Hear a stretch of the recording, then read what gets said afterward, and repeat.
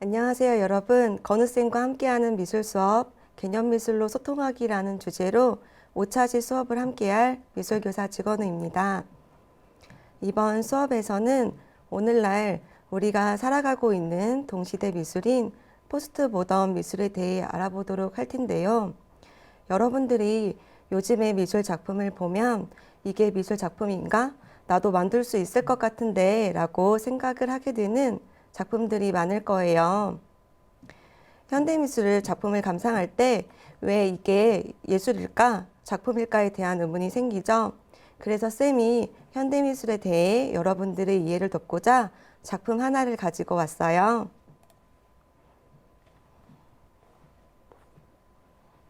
우선 이 작품에 대해 이야기를 나누어 본 뒤 개념미술에 대해 더 알아보도록 할게요. 자, 이 작품은 1961년 이탈리아 개념미술 작가 피에로 만조니가 만든 깡통캔 작품이에요. 작품을 자세히 살펴보면 피에로 만조니라는 자신의 이름과 서명이 들어가 있고요. 서명 아래에는 숫자가 적혀 있어요. 에디션 넘버 80은 80번째의 작품이란 뜻이에요. 서명과 에디션 넘버를 통해 작가의 권위와 자부심을 드러내고 있고요. 이 작품이 진품임을 증명했어요. 그럼 깡통캔 안에는 무엇이 들어있을까요? 왼쪽에 보이는 사람이 바로 피에로 만조니예요. 만조니가 화장실을 배경으로 깡통캔을 들고 있어요. 만조니 뒤에 화장실이 보이나요? 화장실을 보면 만조니가 들고 있는 깡통캔 안에 무엇이 들어있을지 유추해 볼 수 있을 것 같아요. 화장실과 연관된 것 무엇이 들어있을까요? 궁금하시죠? 맞아요. 예술가의 똥, 만조니의 똥이 들어있어요. 캔의 표면에는 정량 30g, 원상태로 보존된 1961년 5월에 생산되어 깡통에 넣어짐이라고 쓰여 있고요. 이탈리아어, 프랑스어, 독일어, 영어, 4개국어로 쓰여져 있어요. 사람들에게 새로운 자극과 충격을 통해 익숙한 대상을 낯설게 봄으로써 사람들의 고정된 편견에 대한 경각심을 불러일으키고 있어요. 자, 그렇다면 피에로 만조니는 이 작품을 얼마에 팔았을까요? 1961년도 그 당시에 금값과 같은 가격으로 판매를 했어요. 그러니까 금 30g의 가격과 만조니 작품 가격이 같았어요. 참고로 에디션 번호는 90번까지 있어요. 그러니까 90개를 제작해서 판매한 거예요. 지금 우리나라 금값으로 계산해 봤을 때 금 30g이면 얼마일까? 궁금하지 않으세요? 쌤은 궁금하더라고요. 그래서 쌤이 찾아봤는데 200만 원 정도래요. 꽤 비싸게 판매한 편이죠.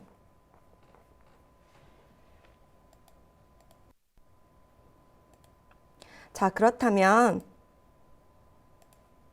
오늘날 예술가의 똥은 얼마일까요?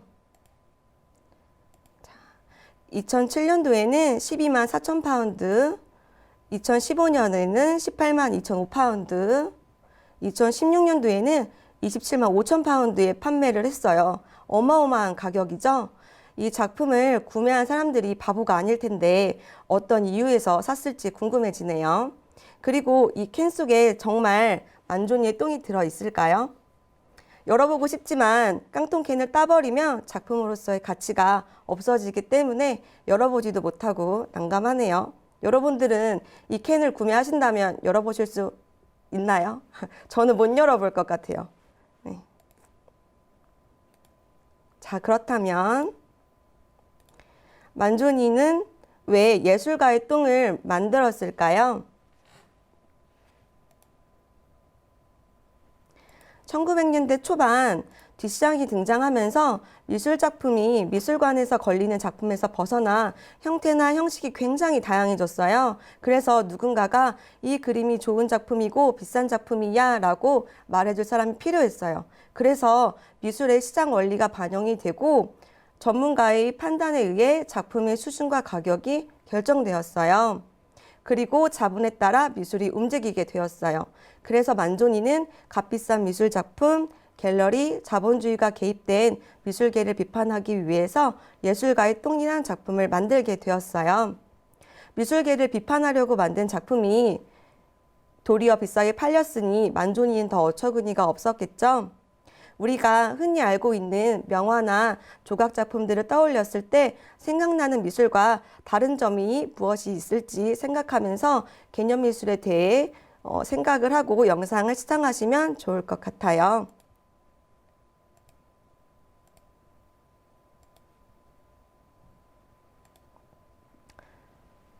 자, 그러면 본격적으로 개념 미술을 알아보기 전에 쌤이 과제 하나 안내하고 갈게요.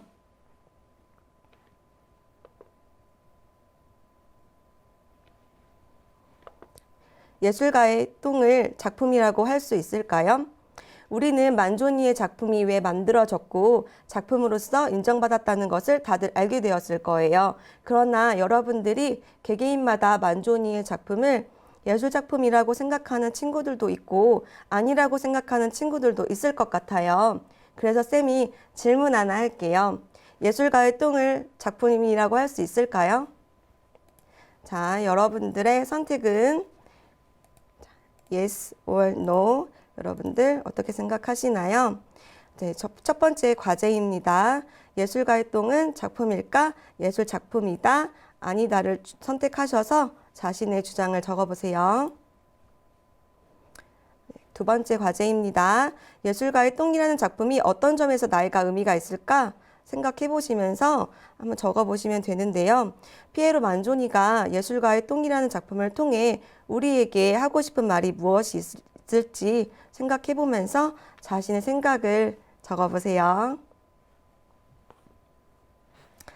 자, 이제 수업을 본격적으로 시작해 볼까요? 우리는 만조니의 작품을 통해서 개념 미술에 대해서 살펴봤어요. 이번 시간 개념 미술의 등장 배경, 개념 미술의 정의, 개념 미술 작품 탐구 및 해석을 통해 만조니 작품을 연상하면서 개념 미술의 흐름과 특징을 이해해 보도록 합시다. 자, 이번 시간 배움의 목표는 개념 미술의 특징을 이해하고 작품과 소통할 수 있다입니다. 자, 배움의 목표에 다가가기에 먼저 앞서 개념 미술 등장 배경에 대해서 조금 알아볼까요? 1900년대 초반 유럽 사회에 어떤 큰 사건이 하나 있었죠? 네, 어떤 사건이 있었죠? 맞아요. 1차 세계대전이 발발했어요. 합리적이고 이성적으로 나라를 이끌어가고 있다고 생각했었던 기득권층과 지식인들에게 사람들은 실망을 하게 돼요. 그래서 기계사회와 과학발전에 따른 인간성 상실을 풍자하고 산업사회에 대해 부정적으로 생각하는 분위기가 나타나게 됐어요. 그래서 기존의 사회 질서를 거부하게 됐어요. 역시나 미술도 반예술, 기존의 예술을 거부하는 흐름이 나타나게 되었습니다. 바로 그 운동이 다다이즘이고요. 뒷샹이 레디메이드라는 용어를 만들어냈어요. 뒷샹 이전에는 인물이나 사물의 대상을 재현하는 미술, 캔버스의 그림들의 주류를 이루었는데 이러한 표현들이 다 거부되고 일상의 용품들을 전시장에 가져다 놓음으로써 일상의 사물 그 자체를 예술로 보고 예술과 예술이 아닌 것에 대한 경계에 대한 의문을 제시했어요. 자, 그럼 이제 개념 미술의 정의에 대해서 조금 더 알아볼까요? 개념 미술은 미술이란 무엇인가에 대한 의문에서 시작하는 미술이에요. 그래서 작품의 결과보다는 과정을, 미술 작품보다는 아이디어를 중요시하는 미술인데요. 네, 개념 미술의 특징은 레디메이드, 개입, 자료 형식, 언어로서 표현할 수 있어요. 그래서 레디메이드는 일상용품을 미술에 사용, 언어는 언어라는 매체를 통해 관람자와 소통, 자료 형식은 작가의 작품, 행동기록, 지도, 사진으로 제시. 개입은 이미지, 텍스트, 사물을 예기치 않은 상황과 맥락에 두기입니다. 네, 작품을 통해 이 네 가지 주요 특징에 대해 살펴보도록 할게요. 첫 번째 우리가 알아볼 작가는 토레스 곤잘레스라는 작가예요. 네, 작가의 작품 탐구를 통해 개념 미술의 특징에 대해서 좀 살펴보도록 할게요. 곤잘레스 작품에는 특징이 있어요. 작품의 제목이 없고 그 대신 부제가 꼭 달려요. 이 작품의 부제는 내 사랑 로스이네요. 자, 여러분들 이 그림의 이미지와 부제 제목을 연상하면서 이 작품이 무슨 의미를 가지고 있을지 생각해 보도록 할게요. 자, 사탕을 전시장에 쌓아놨어요. 이 자체가 예술 작품이 되는데요. 이 작품에 사용된 사탕의 총 무게는 총 79kg이에요. 건강했을 적에 로스 레이콕이라는 사람의 몸무게와 동일한 숫자인데요. 로스 레이콕은 곤잘레스가 사랑했던 사람이에요. 곤잘레스가 사랑했던 레이콕은 에이주로 먼저 사망을 하게 됩니다. 먼저 죽은 레이콕에 대한 사랑을 표현하고 있어요. 관객들은 전시장을 오가며 사탕을 가져갈 수도 있고 먹을 수도 있어요. 이렇게 줄어든 사탕은 날이 저물면 79kg으로 다시 채워집니다. 두 사람의 사랑을 의미하던 사탕은 이제 앞으로 누군가를 사랑할 이들의 일부분으로 옮겨지죠. 곤잘레스의 사탕을 통해 사랑이란 개념에 대해서 이야기하고 있어요. 찰나의 달콤함과 녹아 없어져 버리는 사탕처럼 사랑에 대한 유한함이 느껴지네요. 자, 다음 작품 볼까요? 이 작품의 부제는 완벽한 연인이네요. 자, 여러분들 그림의 이미지와 부제의 제목을 연상하면서 이 작품이 무슨 의미를 가지고 있을지 생각해 보도록 할게요. 이 작품의 큰 특징은 작품의 형태가 없고 문서화된 상태로 존재한다는 거예요. 전시를 하기 위해 존재하는 작품을 옮기는 것이 아니라 곤잘레스는 시계의 크기와 색깔은 어떤 걸로 사야 하는지, 시계의 배열을 어떻게 할 것인지, 어디에 설치할 것인지 등의 조건들을 문서로 작성해서 미술관에 보내면 미술관에서 곤잘레스가 의도한 대로 작품을 설치하는 것이 곤잘레스의 작품 제작 과정입니다. 이와 같이 작품 제작 과정을 문서로 남겨놓는 것이 개념 미술의 특징인 자료 형식에 해당해요. 작품의 설치 직전에 두 시계의 새 건전지를 갈아 끼워 놓아도 같은 시간 속을 달리다가 어느 순간부터 조금씩 어긋나기 시작하고 결국 한쪽이 먼저 멈추게 된다는 상황을 작품 전제로 해요. 역시나 이 작품도 사랑했던 연인 레이콕과의 헤어짐, 그리움을 표현하고 있어요.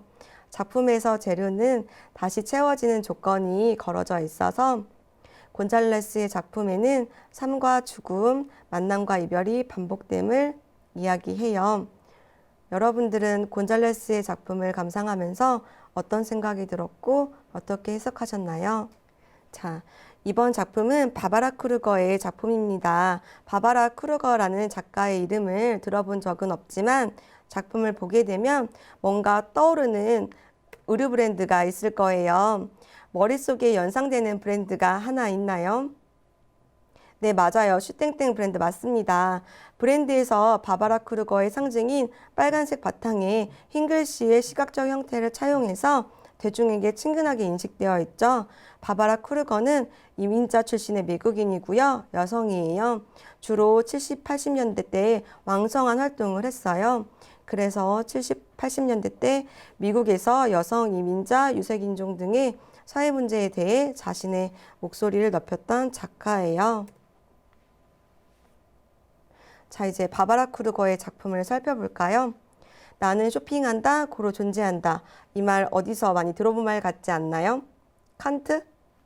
아리스토텔레스? 누가 한 말이었죠? 네, 맞아요. 데카르트의 나는 생각한다, 고로 존재한다라는 유명한 말이 있죠. 이 말을 차용해서 작품을 제작했어요. 바바라 크루거는 동시대에 보편적으로 해석할 수 있는 명언이나 유행어, 광고, 선전문구 등을 사용하여 대중적 공감을 불러일으킬 수 있는 언어를 사용하여 주제를 풍자적으로 나타냈어요. 이미지를 생산해서 사용하는 것이 아니라 기존에 있던 잡지나 신문의 이미지를 사용해서 작품을 표현했어요. 언어와 이미지의 결합을 통해 바바라 크루거가 이야기하고자 하는 주제를 더욱더 강력하게 나타내고 있어요. 우리나라도 카푸어, 욜로족 등 소비 문화와 관련된 많은 신조어들이 나타났죠. 약 40년 전 미국에서 제작된 작품이지만 낯선 것이 아니라 우리가 살고 있는 동시대에서도 공감을 일으킬 만한 작품이죠. 네, 두 번째 작품 볼게요. Your body is a battleground. We don't need another hero. 굉장히 정직한 발음이죠. 네, 선생님, 미조 선생님이 다행인 것 같아요. 자, 이 작품이 의미하는 바는 무엇일까요? 너의 몸은 전쟁터다. 다른 영웅은 필요 없어. 라고 말하고 있어요. 왼쪽 작품은 낙태법 금지에 대한 이야기. 두 번째 작품은 성의 우열에 대한 고정관념을 깨뜨리는 동시에 여성에 대한 남성의 심리 상태, 남성의 기대 심리를 스스로 채워주는 여성의 태도를 비판하고 있어요. 그리고 바바라 크루거는 벽화 기법과 현수막 자료를 사용해서 일상의 공간에 자신의 작품을 게릴라 형식으로 전시하기도 했어요. 일상적인 공간에 예술을 보여줌으로써 예술과 비예술의 경계를 허물고자 했답니다. 저 스케이트를 타는 사람처럼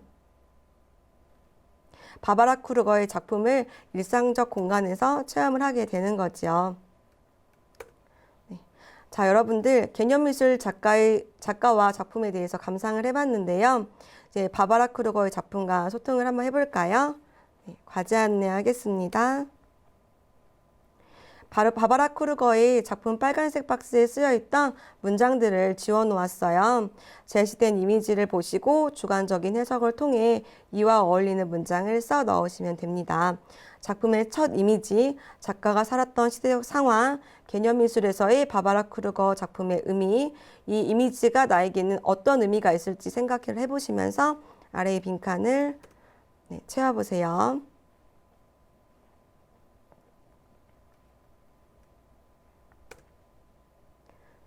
오늘 배운 내용을 마무리해 볼까요? 첫 번째 질문, 개념미술이 뭐예요? 뭐라고 답할 수 있을까요?